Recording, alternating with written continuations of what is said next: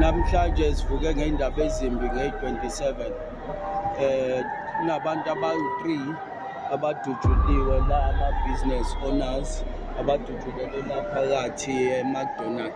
Njengamanje sikwi-active scene la bedutshulwe khona, which means le si-raise i-concern kuthina ezabahlali base-Ward 59 njengakumina ezukhansela wase-Ward 59, because la njalo kuno-businessman odutshulwa each and every week. Sizodane sin-update-ke bahlali ukuthi kwenzakalani. But on Wednesday I took a decision to call all business owners abala eWard 59 with amaphoyisa, sibe nendawo eyi-1 ukuthi somamela ukuthi yini inkinga zabo abanazo.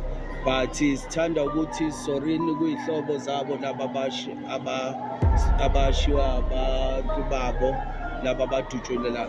Even yesterday kunomunye odutshulwe khona kulesi stradi nakhona izolo ebusuku, which means sesinabantu abawu-4 abadutshuliwe within 2 days abashonile khona la, okuraise i-concern ye-safety yabantu bethu abathenga kula mashop.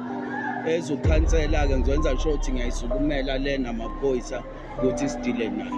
But into esengiyenzile njengamanje sengicele u-station commander nobaba uJaca o-leader i-GMPD ukuthi esicele i-provisional commissioner ukuthi esideployela i-pops i-patrol around, because njengamanje akukho kuhle within iWard 59, yonke amashop avaliwe, asazi ukuthi kungenzakalani.